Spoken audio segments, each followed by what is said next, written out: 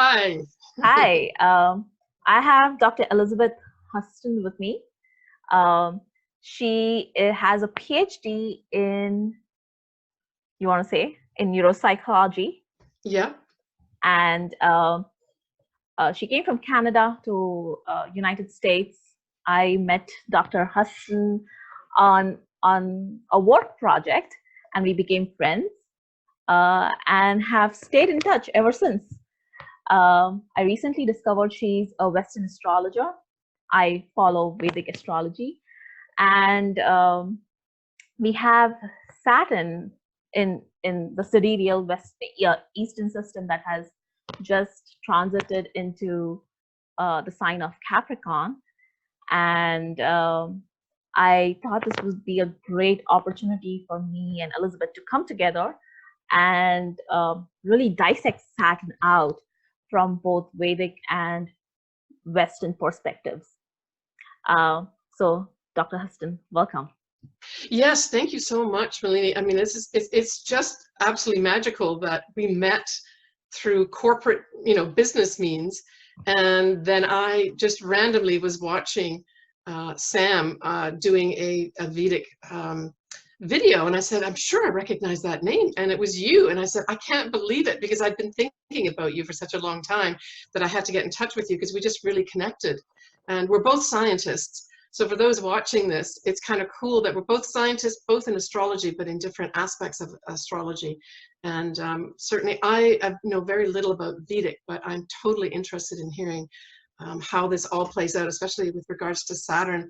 I think it's fascinating. We talked earlier about the fact that, for at least a short period of time, Saturn is going to be in Capricorn, both for Vedic astrology as well as for Western astrology.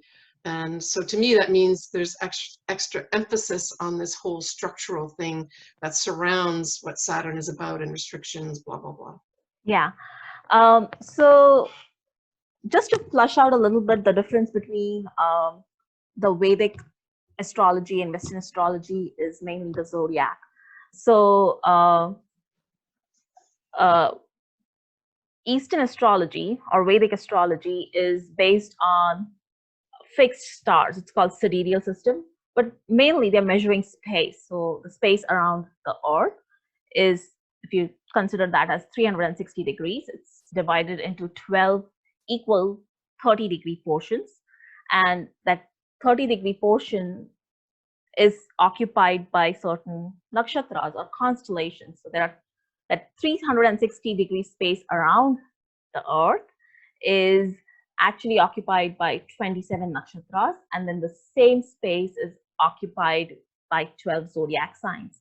So the zodiac is fixed, and we know it's fixed because the reference point are these sidereal fixed stars in the sky, whereas the Western zodiac is the equinoxes, the vernal equinox projected back onto the ecliptic. That's correct. And that's how we measure space using the Western zodiac. And both they work a little differently, and they have different emphasis. And that's why I thought this would be great to do with you. Do you have anything to add to that? No, I think it's interesting, because we were talking earlier too about the fact that both these systems work, but they're both very different systems. Yes. We have the 12 zodiac signs, like you said, projected onto the ecliptic, basically, and we have them intersected by either the equinoxes or the solstices, and they're equal. But I think it would be great for people watching this to get an idea of how you can blend both these systems in to, understand more about what's happening in your life. Yeah. Okay, so I'm going to share my screen,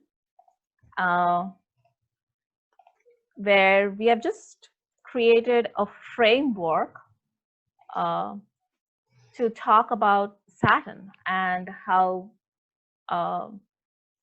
the Eastern system or the Vedic system sees Saturn, and how Elizabeth, maybe you can talk about how the Western system sees Saturn. And so we're going to talk about the psychology of Saturn, the signs that Saturn rules, aspects of Saturn, and this is a little peculiar for the Vedic system, where we talk about, there's an emphasis of the effects of Saturn on the moon. So the psychology of Saturn, in the Vedic system, Saturn is called Shani, which comes from the word Shanti, which literally means stillness. So Saturn brings in the pressure. It puts pressure on every single thing. It's the pressure of time. It's the verdict of time. So Saturn shows us where we are limited. And there's a famous Vedic astrologer called Jeffrey Armstrong. He says Saturn is like an elephant that is going to sit on every object in the room, right? And that's the pressure of Saturn. It feels like this huge, gigantic elephant. And our job is either to fortify that object, make it stronger so we can endure the pressure of Saturn, or just let it go and let it break. And that's how a lot of us feel Saturn psychologically. We feel it as a pressure. Right. And a lot of times we wonder what that pressure is. It comes from fear. So Saturn instills fear, and it's motivated by fear. And what that fear is, it's the fear of death. So, and that's why Saturn is the karaka or significator of older or elderly, because they have lived life. And if you get a Saturn dasha or a time cycle towards after in your 60s or in your 50s, you've gained enough experience or wisdom to understand the pressure of time, to understand that life is fragile. The only thing that is certain is we are all going to die. And when you live life from that kind of certainty that we are going to die, then how would you live your life? Yeah, so it's pressure. It's really time. Do you want to add something to that? Yeah, I was just going to say, I think a lot of these things kind of fall into the Western a little bit differently, but certainly if we just agree on the fact that time, or chronos, is very much a running theme for Saturn from a Western standpoint, no question of it. In fact, you know, one of the archetypes of Saturn for the Western astrology is literally Father Time, Chronos. Many times there is shown with a sickle, and you know, it's shown as a sickle as well as a shroud, a man in sort of a shroud. And certainly time is very much part of this. And when you talk about the fears associated, but also this, like you talked about the elephant in the room, and that a lot of astrologers will say that Saturn takes that carbon and makes that carbon into a diamond. Yes. And that's the ultimate goal. And what is a diamond? A diamond's a beautiful, very rare jewel. So that's kind of the, in a brief, I suppose, way just to describe what that is. But fear is another one. And I think a lot of astrologers forget about that. I'm glad you brought it up, because fear is very much tied in with Saturn. And then, of course, that's tied in with the fact that we're all going to die. And certainly the elderly this is when you get elderly type things as well, like maybe things with your bones. Because in terms of parts of the body, the bones are definitely ruled by Saturn, as well as the teeth and the skin. But I like this. I think you've done a good job at actually bringing out persistence and endurance. Like, this is where we talk about Saturn returns and that too. We won't go into detail about that, but Saturn returns very much bring up, you know, have you done the hard work? Yes. Have you put real effort into what you've done? Even though it's been slow moving, have you committed to these things? And have you you've got service on here too? Yeah. Yeah. So in Ayurveda, Saturn rules the nervous system, which gets all triggered: anxiety, fear, depression. All that comes from like triggered nervous system, right? Right. And Saturn triggers all of that because it's teaching you the importance of solitude, just being by yourself, being quiet, being still, being able to meditate, letting go and surrender instead of just, flipping out of your skin and, running around like a nervous wreck. How do you become still? It's teaching you to become still and quiet and go within and then connect to the divine. Also, Saturn teaches humility because Saturn is opposite the sun.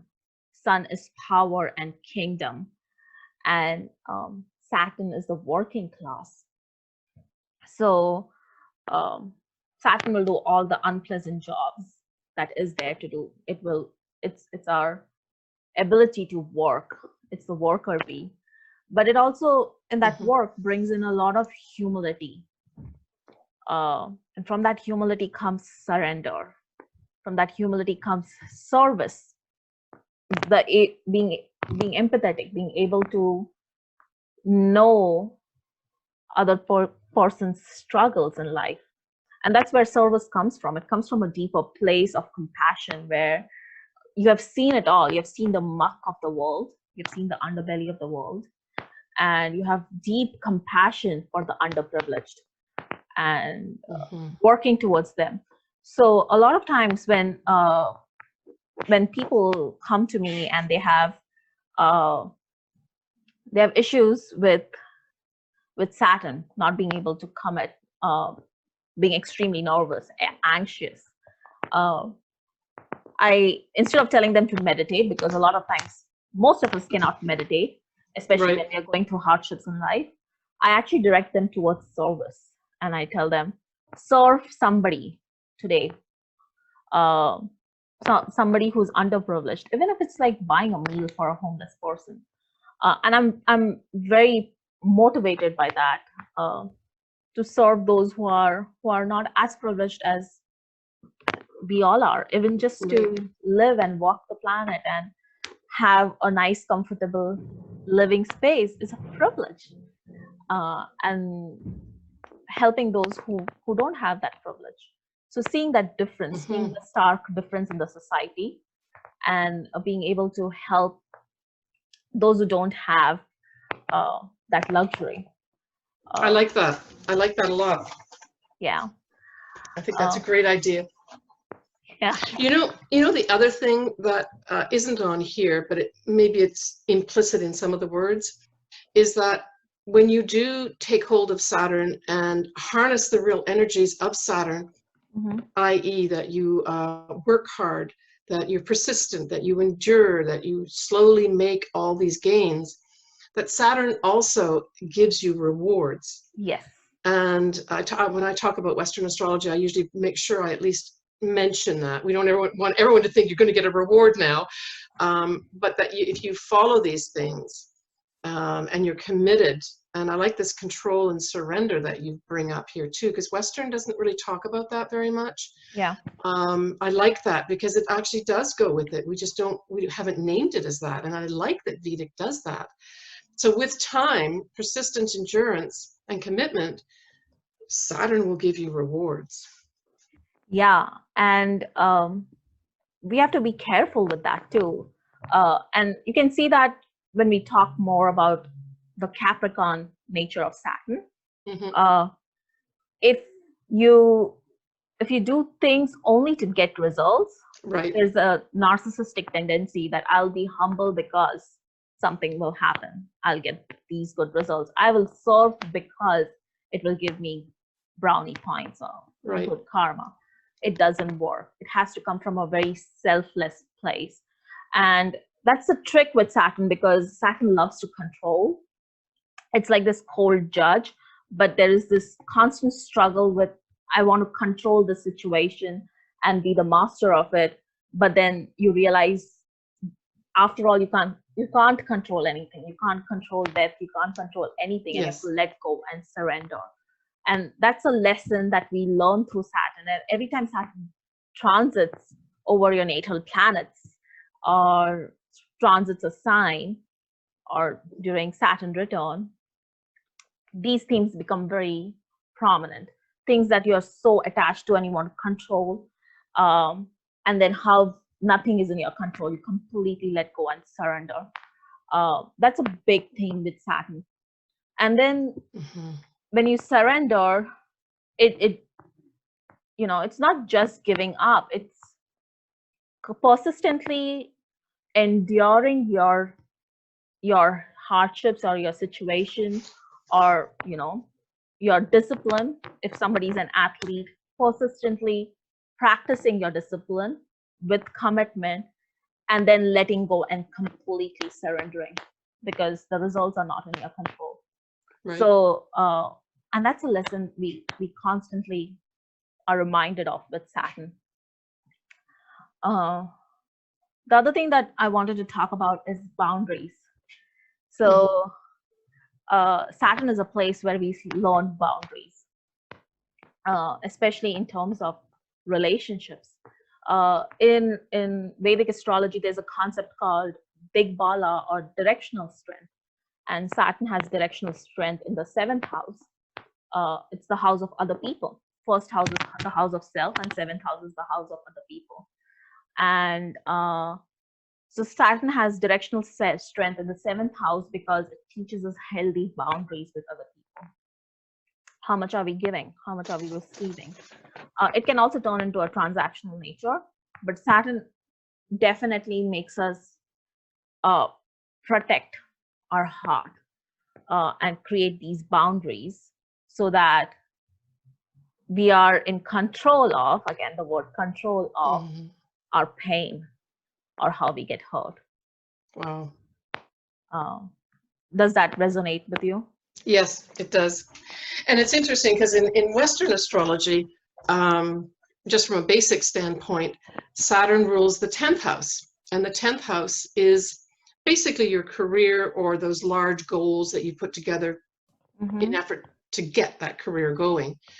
And those are obviously, those are boundaries. You have rules and regulations that you have to follow to get to where you want to go in your career. Yeah. But just generally speaking, that's where Saturn rules the 10th house. Yes.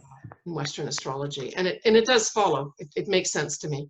Yeah. But I like the fact that you're bringing in the 7th house too, because that makes sense.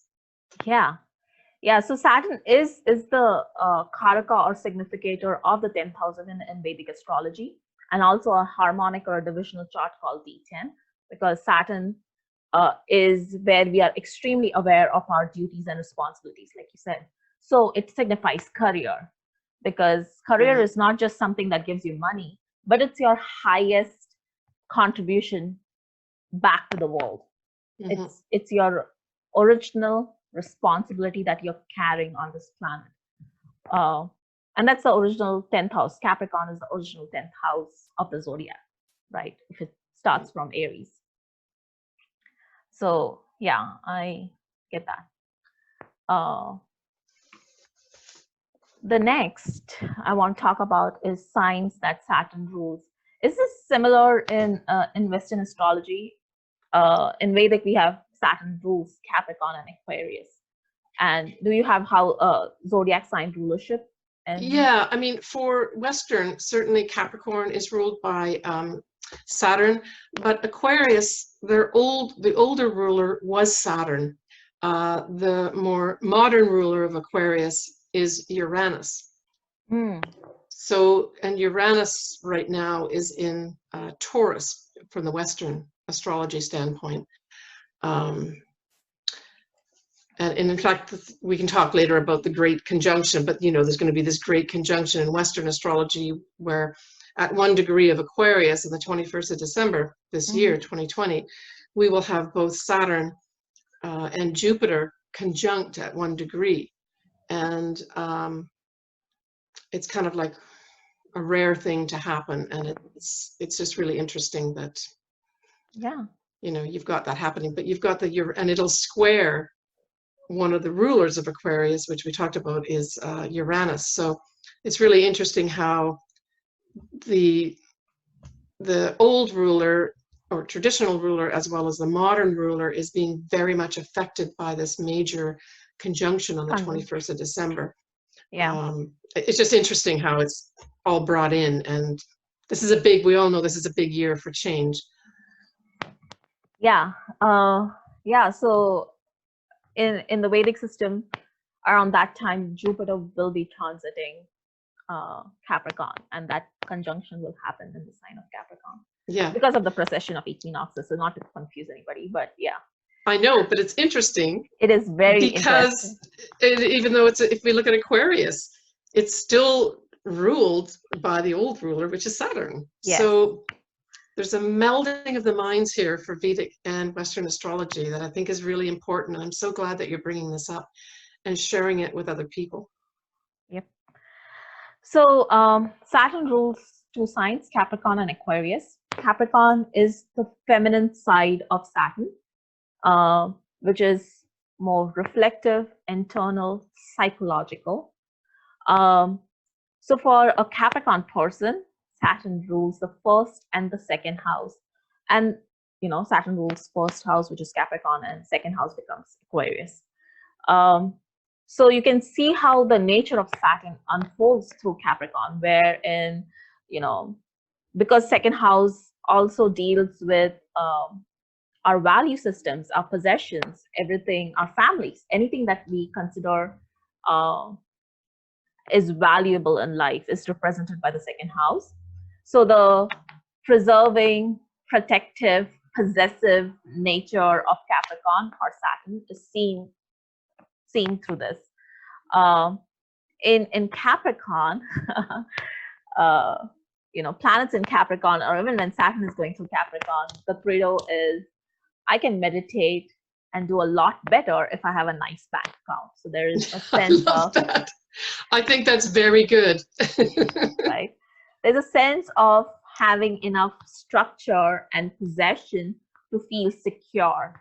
And the operative term is security. So in Capricorn, we are trying to protect ourselves and have some kind of security in life. And then because Saturn is so aware of the nature of relationships and how the world operates in the sign, one has to be very aware of turning everything into a commodity, including people. So the transactional nature, it's drawing boundaries, but it's also bringing out the transactional nature of things, and that's brought out in Capricorn. Also, they are very possessive about their family. The family becomes their legacy. So your legacy is not your loved ones or your lovers or romantic relationships, but it's your family, it's your children, right? And that the family becomes an extension of themselves because Saturn rules first and the second house. So then they want to protect and control the family. And if the family rebels or the child rebels, then it leads to power struggles. Do you have anything to add to that? No, I think that's really good. I think the other thing is that, of course, Capricorn, generally speaking, represents the father if you're looking at like the family. Yes. And it's interesting that you bring up the second house as an extension, as the family, an extension of themselves. Not to get too complicated here, but in Western astrology, the opposite sign of Capricorn is Cancer. And of course, that does represent the family. Yes. So again, we've got another tie-in here with Western astrology, just from a different perspective. I like that. Yeah. Yeah. So there's a so Capricorn is opposite Cancer and Aquarius is opposite Leo, and then planets in these axes, the first 1-7 axis with Capricorn or Aquarius, always land up in power struggles because Saturn is always struggles with either the sun or the moon in terms of who has the power. The next sign, Aquarius, is actually the masculine or the external nature of Saturn. And so Saturn rules the first house and the 12th house, which is Capricorn. There is a higher sense of duty and purpose because just of the external nature, which is brought out in Aquarius. But it's also the place, because Saturn also rules the 12th house from Aquarius. It's also the place where we identify the pain of this localized body. We identify the reality of death and how we don't have control over anything. And there, we lack power, we lack control. And there's a disillusionment of the glory of that individual, the individualistic power. There's a disillusionment of that. So people with Aquarius rising can have a humble or a weak self-image. They'll not, chances are they may not feel empowered unless they have very evolved planets there. And there's a tendency to be subservient, which can also descend to like a masochistic servitude or like a false humility, which comes out of bitterness. The other person is smarter than me, they are better than me, but that me is the ego, it's not the self. So that's the trap of Aquarius. But once it's really developed with life's experience, the Aquarius themes of life can really honor the strengths and weaknesses of life, right? Of an individual, the greatnesses and the flaws of humanity, and come from a place of a higher service to humanity. So Aquarius is also a place where the actions we perform are in service of humanity as a whole, if it is really developed. Would you say that's kind of like humanitarianism? Because yes, that definitely falls into the Western humanitarianism, as well as more of a neutral emotional, like you'll be my friend, but we're not going to be lovers type thing. So more of a friendship type that he likes, and then living in his head or her head, yes, as well as being thinking outside the box, but maybe even being a little too eccentric. That's the other thing that goes with Aquarius from the Western standpoint. Yeah, I can totally see that in the and then Vedic. it's the 11th house. It's the 11th house. Aquarius only rules the 11th house, and the 11th house in Western is it's mainly, you know, the groups you belong to and your friends, but it's also your hopes and wishes. So I'm trying to think where that could fit in with what you've got down here. So the 11th house is the highest Artha house, meaning the highest. It's not just my values and my systems, but it's my impact on the world. Right. And so in the original 10th house, which is Capricorn, you're aware of your duties and responsibilities. But when it evolves into Aquarius, it's how your actions, your duties and responsibilities impact the world as a whole. So your legacy is not just your family, the world is your legacy. Right. Your friends are your legacy. And what are you leaving when you die? Because in the next sign, Pisces, which is the original 12th house, it's letting go of everything, right? Right. So before that comes Aquarius, which is my highest impact on the world, and how that shows up. And yeah, and it's also enlightenment.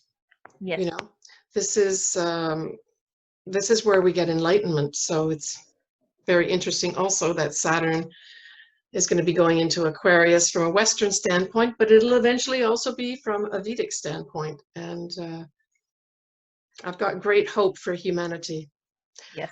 The other thing is too about Aquarius is, for the Western standpoint, Aquarius, generally speaking, is ruled by young people. And Capricorn is, as you've already discussed, is old people. So this is my view, my personal view. I think as Saturn goes into Aquarius, that we're already seeing evidence of it, but more evidence will come where it will be the youth that will be enlightened. And it will be the Capricornian older people who will be funding them to help them change this world. We're seeing evidence of that already, but I think this is going to be becoming a thing where people who've got the money and are old and want things to change but haven't got the willpower and the physical ability, they're going to be funding these youth in Aquarius. to make those changes, but they're going to be from a really high standpoint. And we're just seeing some evidence of that, but wait and see what happens with our youth. That's beautiful. That's beautiful. And we can see it happen in the world right now. Yes. Where we have a lot of young people, young women, even like take part in Yes. politics, right? Aquarius is the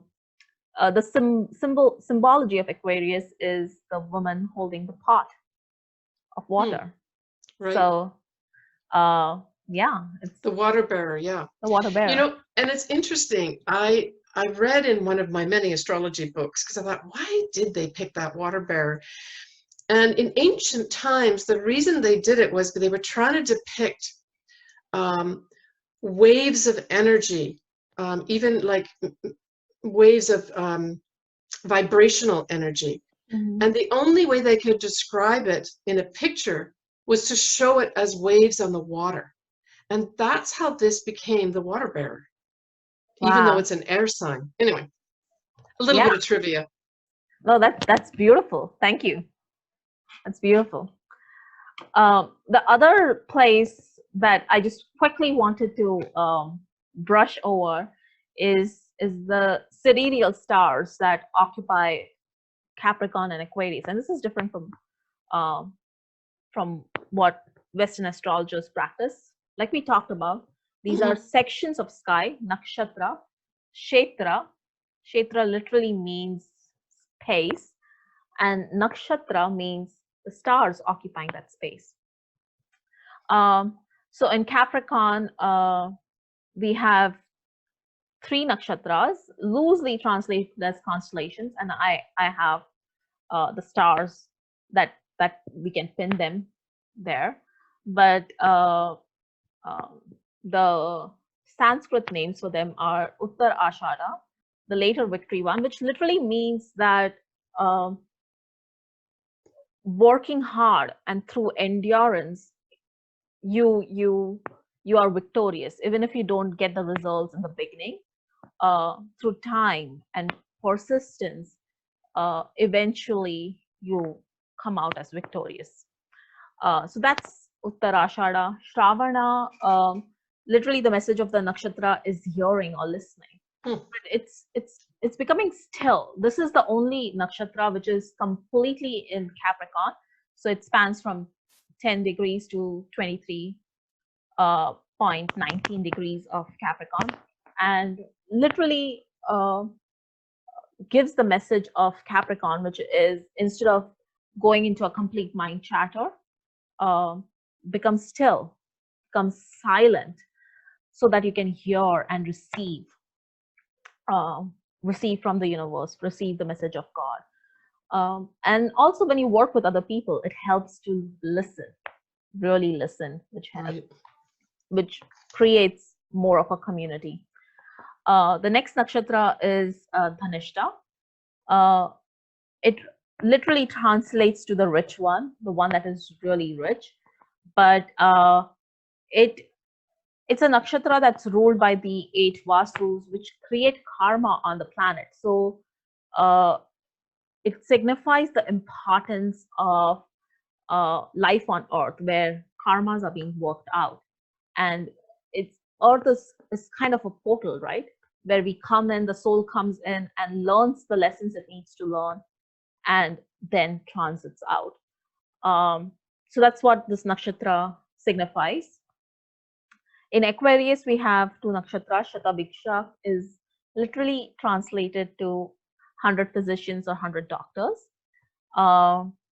It is the out-of-the-box thinking nakshatra in Aquarius, wherein you see a lot of healers, a lot of remedies which are just out of the box, alternate kind of medicine come into play.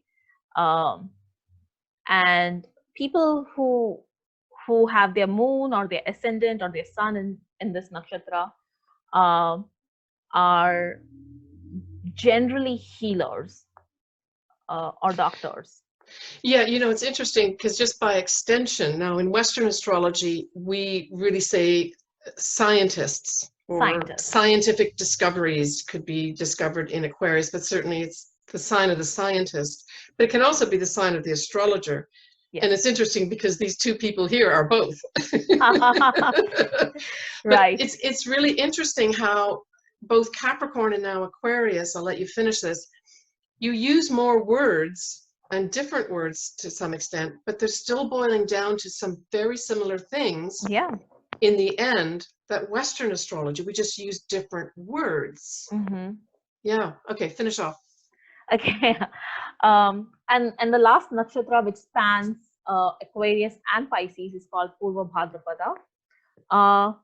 And literally, this and the next nakshatra that falls on Pisces are related to the lightning god, wherein the wisdom or the insight comes like a lightning rod.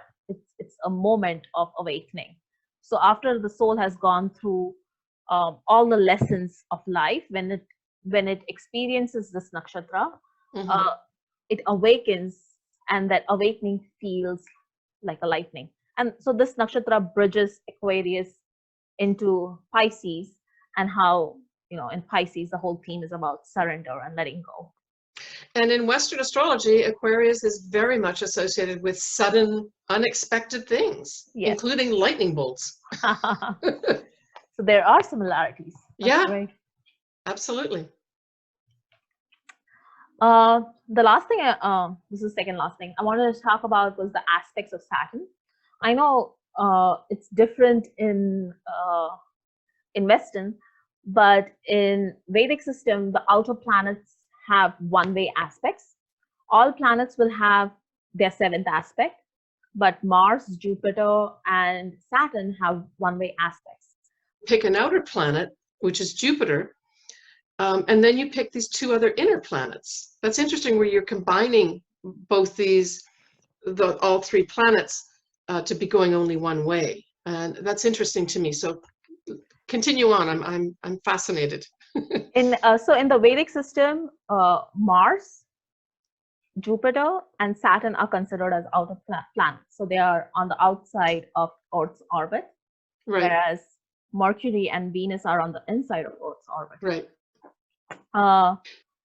So Saturn has two one-way aspects. One is the third house, and one is the 10th house. So this is the sky as of right now. And so while Saturn goes through Capricorn, we have all these planets in Capricorn right now.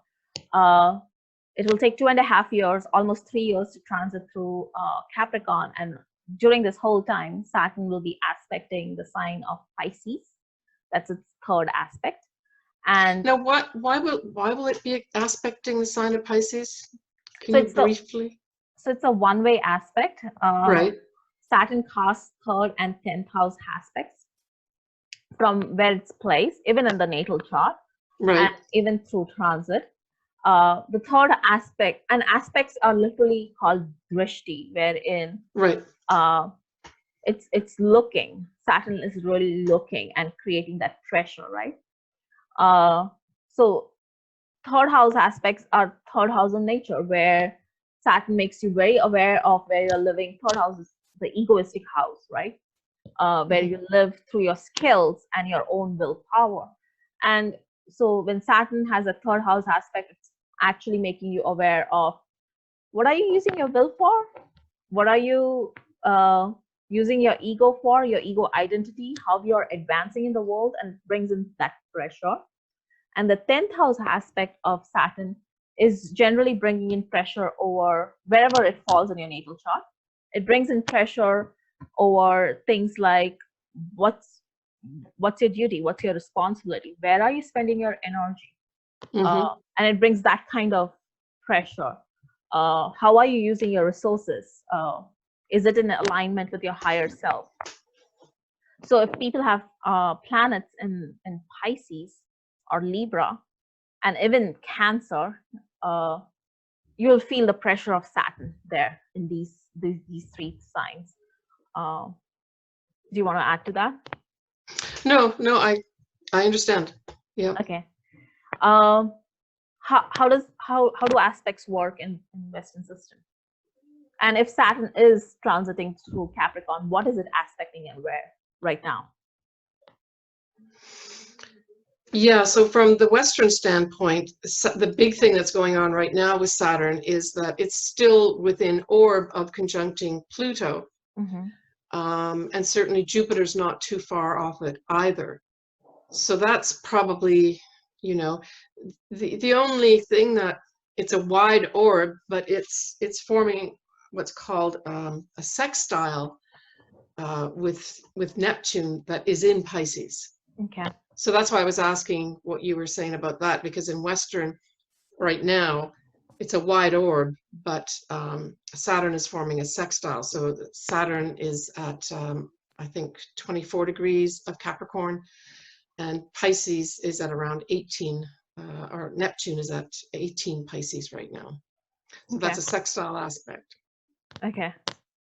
Okay. So that's opportunities. So in Western astrology, just generally speaking, when you talk about sextiles, it's a relatively weak aspect, Mm-hmm. but it's presenting opportunities to you, should you choose to accept them. Okay. So there's a similar system called hajikko in Indian astrology, which came in collaboration. That whole system was developed in collaboration with the Persians, and it does look at sextile and squares. And Mm-hmm. sextile is the friendly aspect, the third house aspect, correct? And squares are places where you're tense. There's a tense Right. Okay, so that's the same then. Relationship, but we use that in a more predictive way to do charts of the moment called prashnas. A lot of times it's not used when we are looking at the natal chart or we are evaluating the natal planets or how karmas are being ripened in somebody's chart. So that's a slight difference there. So when you're looking at this chart, this is a picture of the chart in the sky right now, and we're talking about Saturn. From a collective standpoint, what can you say about this chart? Or maybe you're going to be saying that next. That helps. I know you were getting into that, and then we. Okay. So Saturn has been, from a collective standpoint, from back in like 2014 is when Saturn left Libra, where it's exalted. And when Saturn was in Libra, there was Libra is a sign where it loves equality, especially in social issues, right? And we had President Obama, and people were very aware of like social causes and things like that. Then Saturn moved into Scorpio, and the underbelly of all the establishments started coming up when it moved into Sagittarius, which is literally it's the original 9th house, but also represents religion. It represents organizations, constitutions, establishments, political systems, and how it brought in a lot of scrutiny for these things. Also, we have Ketu there, which has been there since last year. Again, bringing in a lot of disgust and scrutiny, and making us very aware about how these systems are failing us. And right now, when Saturn has moved into Capricorn, Capricorn is a slow-moving sign. So it is step by step. What are the small steps you can take on an everyday basis where you can do something for yourself to better your life, and something for the humanity to better your own social, cultural, communal ecosystem. Right. So that's how I see it. And being in its own sign, Saturn rules Capricorn and Aquarius. So the next almost 5.5 years, Saturn is going to be in its own sign. So it's going to be in its own skin where it feels comfortable, where the fears of Saturn are not triggered, the insecurities are not triggered, even though there is pressure, but there is also endurance and commitment. If things don't feel good, we still keep going and doing it, because we are working towards something higher than ourselves. And Capricorn and Aquarius are signs that are beyond ourselves. They are signs that apply to the whole world. It's not just individualistic. It's our duties and responsibilities, which is Capricorn, towards the world as a whole. And then Aquarius is how we serve the world, how we serve humanity. So what I hear you saying is that over the next 5 years or so, because we'll have the influence either directly or indirectly of Saturn and Capricorn from the Vedic standpoint, we're going to have this push forward of changing structures. Yes. But it's not going to be done in an awkward, unpleasant way. It's just going to be done, this is the time that we should be doing this. Yes. And step by step, we're going to make these changes. And I really like that. That makes a lot of sense just from an intellectual standpoint, Malini. Yeah. Step by step, slow. I'm sure you see it in the Western system too. And all the changes we are already seeing, there have been things that have already been set into motion, have not been very drastic. There have been small incremental changes, but they are very significant. Those incremental changes are also very significant because in the end, the cumulative effect would be very significant. Now, from a standpoint, an individual standpoint, and I don't know if I didn't give you this question in advance, but how can an individual, and I'll give you an example of myself, how I use this. So I've used this, but from a Western standpoint and my own individual chart, I decided to leave the corporate world, but I did that purposely from an astrological standpoint, as well as a general human need. I needed to get out of the corporate world, but I did use astrology to do it. It was one of the reasons I left last year. And it was done in an incremental way. There's no question of it.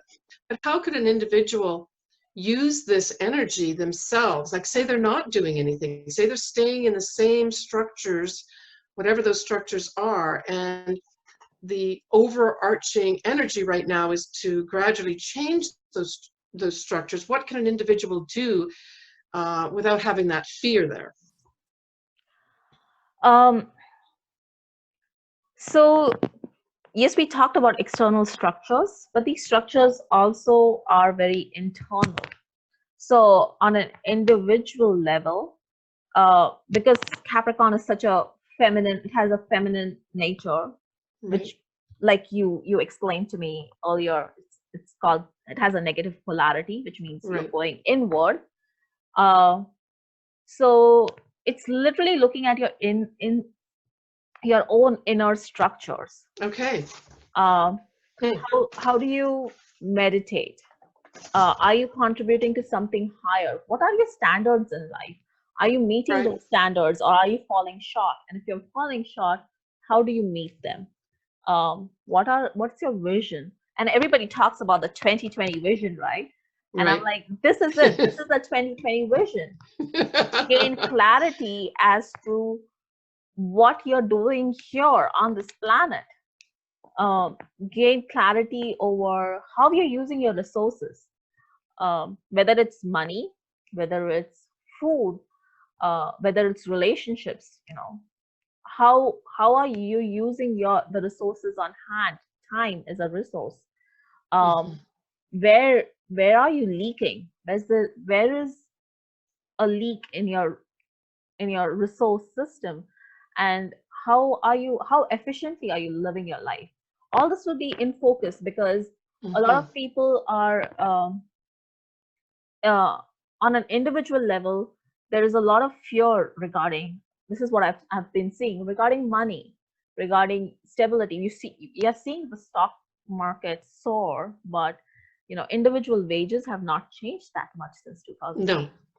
So like, how do you make use of the limited resources you have? Because Saturn is also limitation, right? And take your life to the next level, the standard that you see for yourself. And if you fall short and you don't do the work right now, because the time is very conducive to do the step-by-step, persistent hard work. If you don't do it, it would lead to a lot of misery. It would lead to a lot of bitterness. so it's a great time to not complain and just, get on. Everybody has problems. Just get on with your life and give it your best shot. Well, and it's interesting too, because from the Western astrology, because we've got Jupiter also joining Saturn and Pluto in Capricorn, Pluto basically is seen as expanding anything it touches. Mm-hmm. So as it is within orb of coming into, not conjunct yet, but within orb of conjuncting Saturn, the planet of hard work, to me, this is saying that this year is a year where you have to put your nose to the grindstone and do the work. You've got to do the work. And through doing the work, you potentially could have rewards at the end of it. But first of all, look at doing the work. And I really like about you talking about, and I'm going to bring this up in my own videos, doing the internal work, the structures internally inside us. I think that is such a valuable comment that you've made, because we can all do that. Yes, we can all do that, and that's great. That's great. The last thing that I wanted to talk about, and this is specific to Vedic astrology, it's the effect of Saturn on the moon. And Vedic astrologers will evaluate this separately. They also evaluate Saturn returns, but the effect of Saturn on moon is called Sade Sati, which is literally translated to 7.5 years of Saturn. And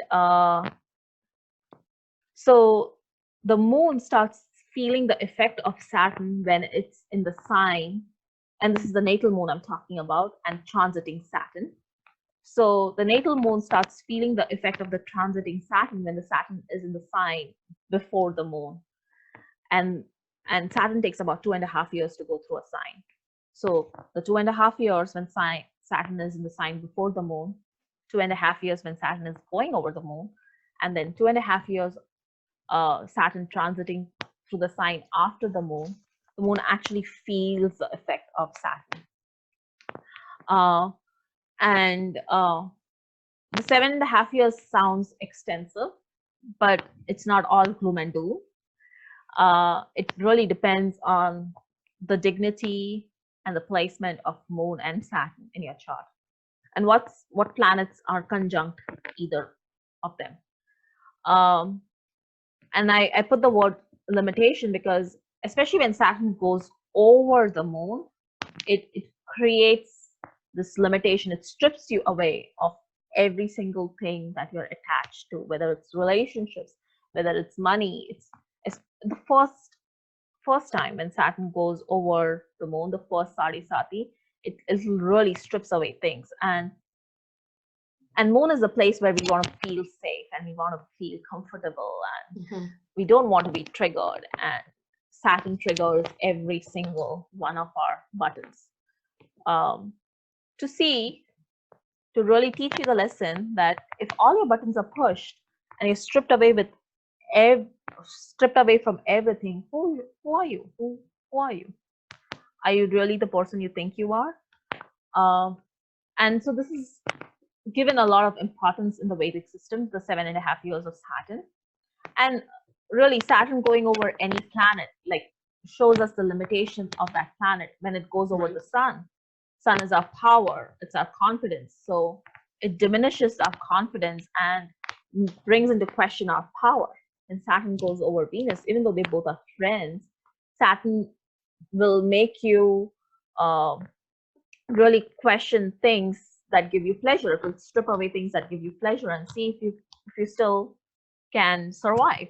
If Saturn is going over Mercury, you can feel very foggy about your intellect.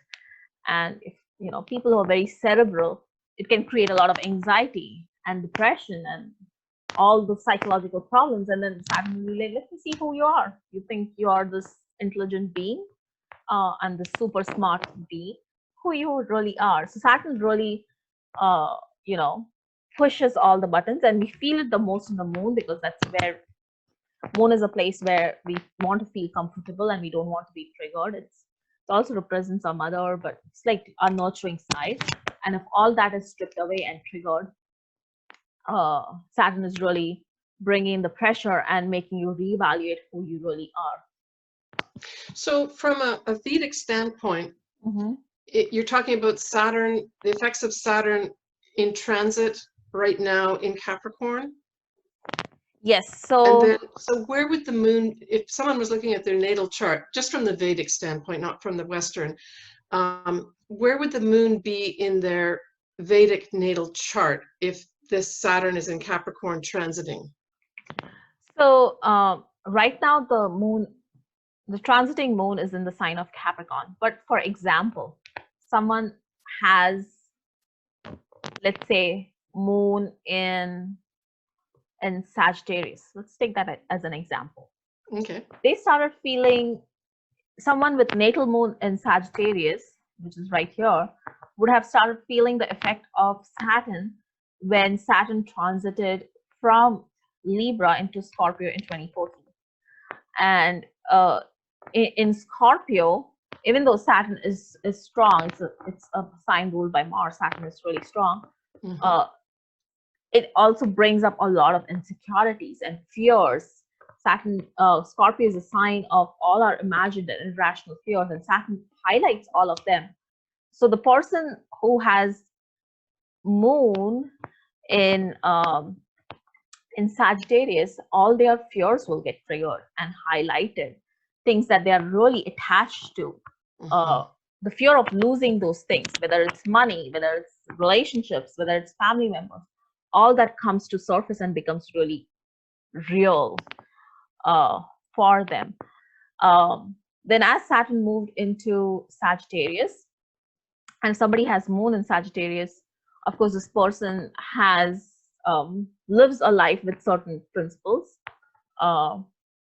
with certain, I don't want to use the word religious dogmas, but like, certain fixed principles, because Sagittarius is a fixed fire. So these are the principles that they live with, and then Saturn would like try to break all of that. And for example, you go to church and you think you're very pious. I'm going to bring up all the times where you were not pious, or bring up issues with the church where you can no longer relate to the church. Now let me see who you are. Right. And then, and for somebody with moon in Sagittarius, as soon as Saturn moves into Capricorn, there's a sense of relief. There's, and I say it's still sati, but it's a temporary relief, wherein it's like, okay, nothing makes sense, but I know I just need to take this next step. I cannot get out of bed because nothing works, but all I need to do is get up and make my bed, or get up and shower. And then the next step, which is look into the mirror and comb my hair. And the next step. So it's teaching them, after Saturn strips you away of everything, it's teaching you step by step how to build yourself back. And that's because Saturn is in a great dignity in Capricorn. And once Saturn leaves Capricorn, the 7.5 years of Saturn are over. Sati. So that's how it plays out in the Vedic system. And so from a Vedic standpoint, we've got another 7.5 years of this influence, starting like in 2020. So it depends on everybody's natal chart. I have my moon in the sign of Virgo, and so I was not going through Sati, but when Saturn was in Sagittarius, Saturn was casting a 10th house aspect on my moon, which brought in different kinds of pressures. So it really depends on where your natal moon is placed. If your natal moon is placed in Sagittarius, or in Capricorn, or in Aquarius, you are in one of the phases of the 7.5 years of Saturn. Does that make sense? Yep. Interesting. Yeah. Yeah, that's all I had to talk about Saturn. Do you have anything to add to our conversation today?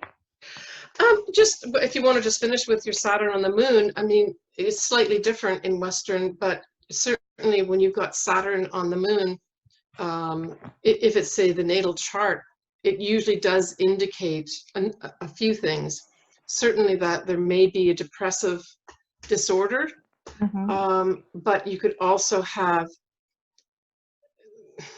the mother or the father, probably the father more than the mother, depends who the disciplinarian is, really holding you back emotionally, like really keeping you down emotionally. If it's a natal thing, I'm not talking about transit. So if you've got Saturn on top of the moon natally, it will mean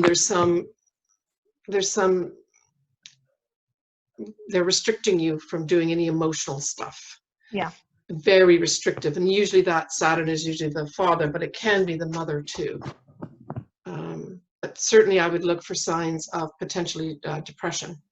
And then I would look to the house, what house it fell in. Certainly if it fell in the 4th house or the 1st house, that would be an indication of the family, either the mother or the father, really cramped on them, maybe stamped on them, stomped on them in terms of their emotions. Like, stop being a girl because you're crying, stop being a little girl to a little boy, that sort of attitude. Yes. I totally see that. But controlling. So the second bullet, limitation, that falls straight into it. Definitely a control freak in the family here, mother or father. Mother or father, yeah. Yeah. Saturn over the moon. Moon is also so in the sun represents the father and the moon represents the mother. Of course, it depends on every ascendant. It's different, but it really, the original mother and father of the zodiac are the sun and the moon, and the sun. So definite issues with mother is I've seen. I've also seen depressive tendencies. Moon is the mind. So anxiety, depression, just a general chronic melancholy, low grade melancholy, pessimist kind of an attitude. Yeah. So yeah, that's similar. That's very similar. Yeah, it is. Yeah. It's interesting. I looked up this is very trivial, Malini, but I'm just going to say that, and again, this is a Western standpoint, but I looked up, what famous people had, where they had their Saturn, and in particular, who has the Saturn in Capricorn and who has Saturn in Aquarius. And you'd mentioned the Obamas. And so I thought I'm just going to leave you with this, that from a Western standpoint, Barack Obama has his Saturn in Capricorn. Yeah. But his wife, Michelle, has it in Aquarius.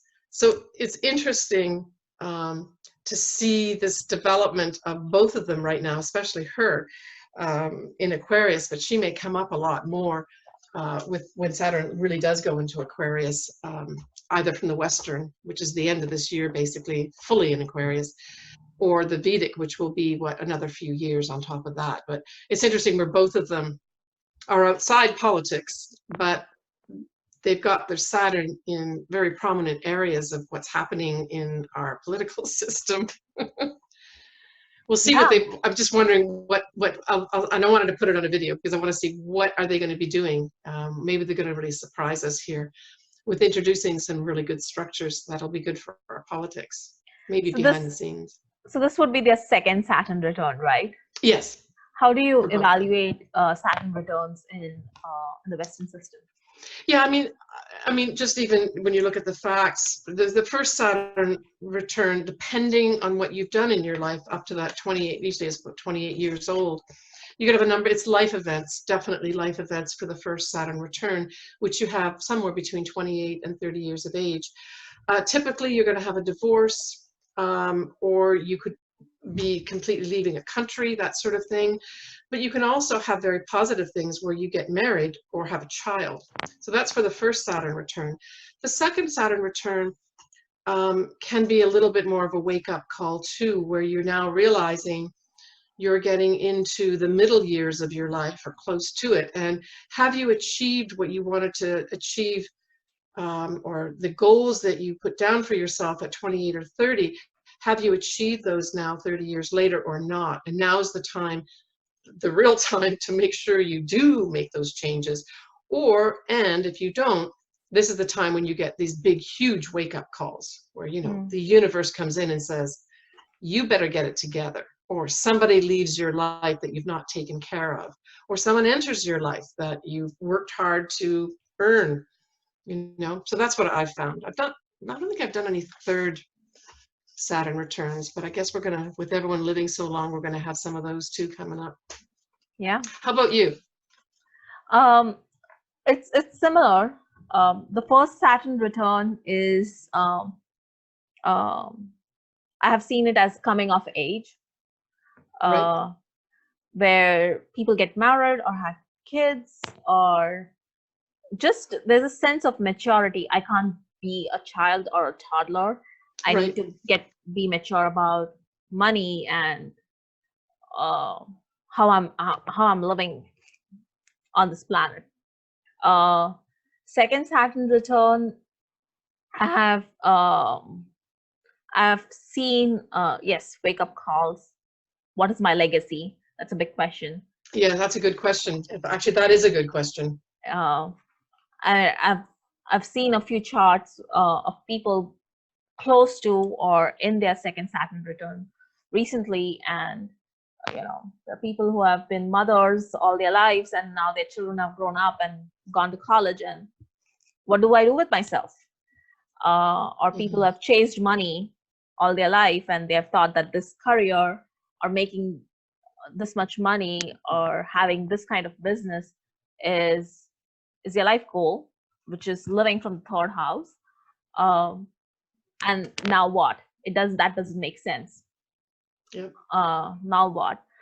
And in the ancient times, in the Vedic times, around the second Saturn return, which is when you're almost 60, is when people, especially couples and families, couples would separate, and not as in divorce, but like literally separate and go into, they would call it as vanvas, which is living in the forest for a good period of time, wherein you evaluate your spiritual connection, you evaluate your place on this planet. And so living in the forest would give you the necessary solitude from society and your cultural and societal responsibilities, so that you can really reflect. And that would happen around the second Saturn return. And then the families or the couple would come back after their own reflective time and remarry or recommit to each other. And that used to be a tradition. But now they come from a different place. They are wiser. They're not just driven towards raising a family. Right. And so that used to be a system where people practiced that for thousands of years. Interesting. As a modern society, we have lost a little bit of that ancient wisdom. But again, like you say, we are seeing it in different forms, wherein the older generation is coming back and really trying to support the younger generation and looking at their contribution as a whole. Instead of being kings themselves, now they want to be kingmakers. So yes. That's a shift we are seeing. It's a slow and steady shift, but it's a great shift that we all need. I think so. Yes. Yes. I absolutely agree. Wow, I've learned a lot from you, Malini, and I'm just so grateful that we've had this talk, because I've realized how much common ground both Vedic and Western astrology have. So you've really enlightened me a lot. You too, and I'm so grateful for this connection and this conversation.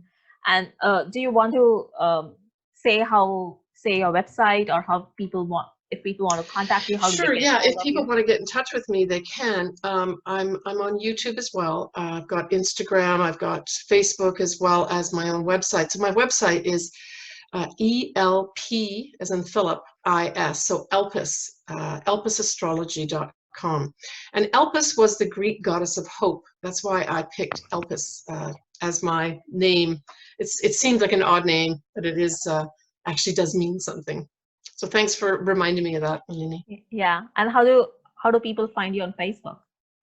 It's the same. Same. I'm all under the same, all Elpis Astrology. Yeah. And you can get me on Instagram. I don't go on Instagram every single day, but I do post on there, and I connect the post onto Facebook. So just Elpis Astrology for everything. That's I'll great. eventually get on Twitter too when I'm really feeling active. Okay. Maybe I need to get one of those young people to do that for me, though. I'm going to be the old person. I can have the young person do that for me. Yeah. Thank you. Thank you so much. This has been Thank a you. pleasure. All right. Take care. Take care.